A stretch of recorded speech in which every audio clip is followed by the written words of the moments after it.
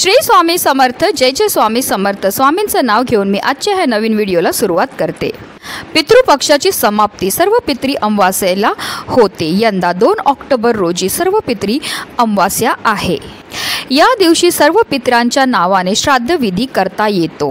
या दिवशी ज्यांना श्राद्धाची तारीख माहीत नसेल अशा कुटुंबातील सर्व सदस्यांच्या नावानेही श्राद्ध केलं जातं, म्हणूनच त्याला सर्व पितरी असे म्हटले जाते।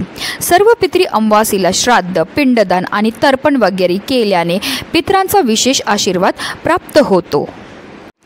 पितृपक्षाच्या काळात पितर पृथ्वीवर येतात असे मानले जाते, त्यामुळेच या काळात श्राद्ध आणि तर्पण विधी केले जातात। सर्व पितरी अमावास्येला महालय अमावास्या, पितृ अमावास्या किंवा पितृपक्ष अमावास्या असे म्हटले जाते। यंदा पितृपक्षाची सुरुवात चंद्रग्रहणाने आणि शेवट सूर्यग्रहणाने होणार आहे। सर्व पितरी अमावास्येला होणारे सूर्यग्रहण भारतात दिसणार नाही। हा ग्रहण काळ असल्याने शुभ कार्य वर्ज्य असले, परंतु श्राद्धविधी करण्यास काही हरकत नाही असे शास्त्र सांगते। त्यामुळे ज्यांचे पितृपक्षात श्राद्धविधी करायचे राहून गेले असतील त्यांनी आवर्जून सर्व पितरी अमावास्येला श्राद्धविधी करावे। सर्व पितरी अमावास्येला श्राद्ध, पिंडदान आणि तर्पण वगैरे केल्याने पितरांचे विशेष आशीर्वाद आपल्याला प्राप्त होतात। या दिवशी आपल्याला पूजा तर करायची, सेवा तर करायची, दान पण करायचे, त्याचबरोबर आपल्याला काही विशेष उपायसुद्धा करायचे आहेत। आणि म्हणूनच आपल्याला सर्व पितरी अमावास्येच्या दिवशी इथे एक असा दिवा लावायचा। हा दिवा लावल्यामुळे प्रखरातला प्रखर पितृदोष नष्ट होईल, आपले पित्र आपल्यावर प्रसन्न होतील आणि आपल्याला सुखी संसाराचा ते आशीर्वाद देतील आणि त्यांच्या कृपेने आपल्या आयुष्यामध्ये असणारं सर्व दुःख, सर्व विघ्न, सर्व दारिद्र्य नष्ट होऊन आपल्या संपूर्ण कुटुंबाची भरभरून अशी प्रगती होणार आहे। अतिशय प्रभावी असा हा उपाय, ज्याबद्दल सविस्तर आणि महत्त्वाची माहिती मी तुम्हाला या व्हिडिओमध्ये देणार आहे, तर व्हिडिओ पूर्ण पहा। आणि जर तुम्ही माझ्या चॅनलवर नवीन असतील तर चॅनलला सबस्क्राईब करा आणि शेजारी बेल आयकॉन सुद्धा प्रेस करा, जेणेकरून तुम्हाला माझ्या नवनवीन व्हिडिओचं नोटिफिकेशन हे मिळत राहील आणि तुम्ही एक पण व्हिडिओ मिस करणार नाही। सर्व पितरी अमावास्येच्या दिवशी आपल्याला सकाळी लवकर उठून स्नान करायचे। स्नान करताना तुम्हाला आवर्जून आंघोळीच्या पाण्यामध्ये गंगाजल तसेच चिमूटभर काळे तीळ हे टाकून स्नान करायचं आहे। जर तुम्हाला या दिवशी शक्य झालं तर आवर्जून पवित्र गंगेमध्ये जाऊन स्नान करा। हे स्नान केल्यामुळे आपले पित्र आपल्यावर प्रसन्न होतात। तसेच स्नान केल्यानंतर आवर्जून आपल्याला आपल्या पितरांच्या नावाने दान देखील करायचं आहे। स्नान केल्यानंतर आपल्याला स्वच्छ वस्त्र हे परिधान करायचे। चुकूनही या दिवशी तुम्हाला काळ्या रंगाचे कपडे हे परिधान करायचे नाहीयेत। स्नान केल्यानंतर सर्वप्रथम आपल्याला देवघरामध्ये दिवा हा प्रज्वलित करून घ्यायचा आहे, कारण कोणतीही सेवा किंवा कोणताही उपाय जो आहे तो आपल्याला अग्नीच्या साक्षीने करायचा आहे। त्यानंतर आपल्याला सूर्यदेवाला अर्घ्य अर्पण करायचं आहे। आपल्याला एक तांब्याभर पाणी घ्यायचं, त्या पाण्यामध्ये थोडंसं गंगाजल तसेच चिमूटभर काळे तीळ टाकायचे आहेत आणि असं हे जल जे आहे ते आपल्याला सूर्यदेवाला ओम आदित्याय नमः किंवा ओम सूर्यदेवाय नमः या मंत्राचा जप करत अर्पण करायचे। हे जल अर्पण केल्यामुळे आपल्या पितरांना मोक्षाची प्राप्ती होते। जर तुम्ही उपवास ठेवू शकत असाल तर या दिवशी तुम्ही उपवासही करू शकतात। पितरांच्या नावाने आपल्याला तर्पण आणि पिंडदान हे करायचं आहे। तसेच या दिवशी भगवान शंकराची जेवढी जास्त आपल्याला पूजा, सेवा, आराधना करता येईल तेवढी करायची आहे। तसेच या दिवशी श्री हरी विष्णू आणि माता लक्ष्मीच्या पूजनाला सुद्धा विशेष महत्त्व हे दिलं जातं। या दिवशी सकाळीच आपल्याला काही छोटे छोटे उपाय हे करायचे। तर आपल्याला आपल्या मुख्य प्रवेशद्वाराला स्वच्छ पुसून घ्यायचे, उंबरठ्यावर आपल्याला हळदीचं लेपन हे करायचं आहे।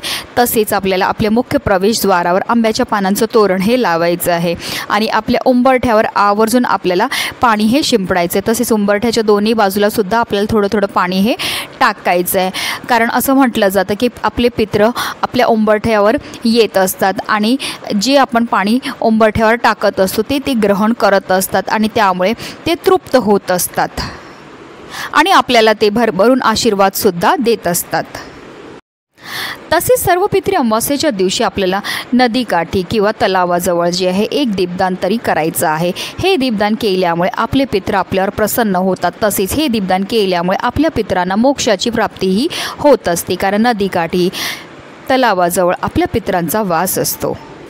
तर आपल्याला उपायाकरता एक दिवा हा लागणार आहे। हा दिवा आपल्याला कणकेपासून तयार करायचा आहे, कारण सर्व दिव्यांमध्ये सर्वश्रेष्ठ दिवा म्हणजे कणकेचा। तर आपल्याला कणिक मळताना त्यामध्ये थोडीशी हळद टाकायची। हळद टाकल्यामुळे आपला गुरुग्रह हा मजबूत होतो। हळद ही श्रीहरी विष्णू आणि माता लक्ष्मीला सुद्धा अत्यंत प्रिय आहे। तर आपल्याला हळद टाकून जे आहे कणिक घट्ट मळायचं आणि त्यापासून एक दिवा हा तयार करायचा। ह्या दिव्यामध्ये आपल्याला 2 वातीची 1 वात करून लांब वात ही टाकायची। तसेच ह्या दिव्यामध्ये तुम्ही शुद्ध गाईचं तूप टाकलं तरीही चालणार आहे, किंवा मोहरीचं तेल किंवा तिळाचं तेल टाकलं तरीही चालणार आहे।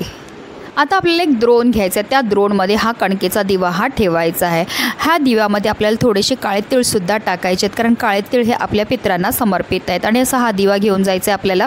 तुमच्या इथे तलाव असेल किंवा नदी असेल, आता नदीजवळ गेल्यानंतर आपल्याला काय करायचं आहे, ह्या दिव्याला हळद कुंकू अर्पण करून घ्यायचं आहे, अक्षता अर्पण करून घ्यायचे आणि हा दिवा आपल्याला प्रज्वलित करायचा। प्रज्वलित केल्यानंतर तुम्ही हा दिवा जो आहे नदीमध्ये प्रवाहित करू शकतात, किंवा अगदी तुम्ही नदीच्या कडेला थोडेसे तांदूळ ठेवायचे, त्यावर आपल्याला हा दिवा जो आहे तो ठेवायचे। अशा रीतीने आपल्याला हे दीपदान जे आहे ते करायचे। हे दान केल्यामुळे आपले पित्र आपल्यावर प्रसन्न होतात आणि आपल्याला सुखी संसाराचा ते आशीर्वाद देत असतात। तसेच हा दिवा जो तुम्ही नदीकाठी किंवा तलावाकाठी ठेवत असतील तेव्हा तुम्हाला तुमच्या पितरांचं स्मरण हे करायचं। ओम पितृदेवाय नमः, ओम पितृदेवाय नमः या मंत्राचा तुम्हाला 21 वेळा किंवा 108 वेळा जप हा करायचा आहे। आता हा उपाय कोणी करायचा, तर हा घरातल्या मोठे जे व्यक्ती असतात त्यांनी करायचं। आता मोठ्या व्यक्तींना करणं शक्य नसेल तर अगदी तुम्ही केला तरीही चालणार आहे। फक्त मासिक धर्म किंवा सुतक सुएर असेल तर तुम्हाला हा उपाय जो आहे तो करता येणार नाही। पितृपक्षातल्या शेवटच्या दिवशी तुम्ही कोणतीही सेवा नाही केली असेल तर आवर्जून तुम्हाला ही सेवा तरी आपल्या पितरांकरता करायची। ही सेवा केल्यामुळे आपले पित्र आपल्यावर भरभरून प्रसन्न हे होत असतात। त्याचबरोबर 2 दिवे आपल्याला घरीसुद्धा प्रज्वलित करायचे आहेत। सगळ्यात पहिला दिवा जो आहे तो आपल्याला एक मातीची पंती घ्यायची आहे। त्या पंतीमध्ये 2 वातीची 1 वात करून लांब वात ही टाकायची। तर ह्यामध्ये तुम्ही मोहरीचं तेल किंवा तिळाचं तेल हे टाकू शकता। तसेच ह्या दिव्यामध्ये आपल्याला थोडेसे काळे तीळसुद्धा टाकायचे आहेत, कारण काळे तीळ हे आपल्या पितरांना समर्पित असतात। आता आपल्याला एक प्लेट घ्यायची आहे। प्लेटमध्ये आपल्याला मुठभर तांदूळ ठेवायचे आणि त्या तांदळाला हळद कुंकू अर्पण करायचं आहे आणि त्यावर आपल्याला हा दिवा जो आहे तो प्रज्वलित करून ठेवायची आहे। दिव्याची जी वात आहे ती आपल्याला दक्षिण दिशेला ठेवायची आहे, कारण दक्षिण दिशा ही यमाची दिशा आहे, दक्षिण दिशा ही आपल्या पितरांची दिशा आहे। आता असा हा तयार केलेला जो दिवा आहे तो आपल्या घरामध्ये दक्षिण दिशेला आपल्याला लावायचा आहे। त्यानंतर आपल्याला दक्षिण दिशेला तोंड करून बसायचं आहे, तिकडे आसन घेऊन बसायचं आहे आणि काही सेवासुद्धा करायच्या आहेत। आपल्याला 108 वेळा ओम पितृदेवाय नमः, ओम पितृदेवाय नमः या मंत्राचा जप हा करायचा आहे। त्याचबरोबर आपल्याला पितृस्तुतीसुद्धा म्हणायची आहे। त्यानंतर आपल्याला आपल्या पितरांची क्षमा मागायची, आपल्याकडनं झालेल्या कळत नकळत चुकांची माफी मागायची आहे आणि अशा रीतीने आपल्या घरातल्या प्रत्येक सदस्याने ह्या दिव्याचं दर्शन हे घ्यायचं आहे।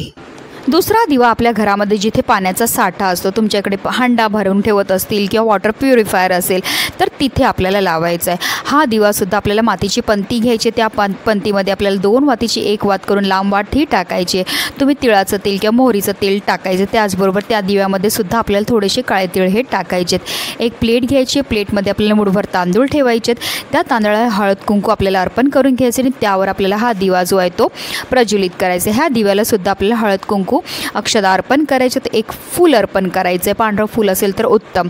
आणि त्यानंतर ह्या दिव्याची वातसुद्धा आपल्याला दक्षिण दिशेला ठेवायची आहे। आपल्या पितरांचं स्मरण करायचं। जर तुम्हाला तुमच्या पितरांचं नाव माहिती असेल तर नाव घ्या, नाहीतर ओम पितृदेवाय नमः या मंत्राचा तुम्हाला जप हा करायचा आहे। आणि आपल्या पितरांना आपल्याला आपल्या आयुष्यामध्ये असणारे जे दुःख आहेत, संकट आहेत, दोष आहेत ते दूर करण्याकरता मनोभावे प्रार्थनाही करायची आहे। असा हा दिवा आपल्या स्वयंपाकघरामध्ये जिथे पाण्याचा साठा असतो तिथे प्रज्वलित केल्यामुळे आपले पित्र आपल्यावर भरभरून प्रसन्न होत असतात। तसेच तुम्ही एक दिवा जो आहे तुमच्या मुख्य प्रवेशद्वाराच्या बाहेरसुद्धा लावू शकतात। ह्या दिव्यामध्ये सुद्धा तुम्हाला 2 वातीची 1 वात करून लांब वात टाकायची आहे, मातीची पंती घ्यायची, त्यामध्ये तिळाचं किंवा मोहरीचं तेल टाकायचं आहे, थोडेसे काळे तीळ टाकायचे आहेत, थोडंसं तांदळाचं आसन द्यायचं आणि त्यावर हा दिवा प्रज्वलित करायचा आहे। अशा रीतीने आपल्याला सर्व पितरी अमावास्येच्या दिवशी आपल्या पितरांकरता हे दीपदान करायचं। हे दीपदान केल्यामुळे आपल्या कुंडलीमध्ये असणारा प्रखरातला प्रखर पितृदोष नष्ट होऊन आपले पित्र आपल्यावर प्रसन्न होतील आणि ते आपल्याला सुखी संसाराचा आशीर्वाद जाता जाता देऊन जातील. म्हणूनच प्रत्येकाकडनं ही सेवा घडली पाहिजे हीच मनामध्ये इच्छा. श्री स्वामी समर्थ. जय जय स्वामी समर्थ.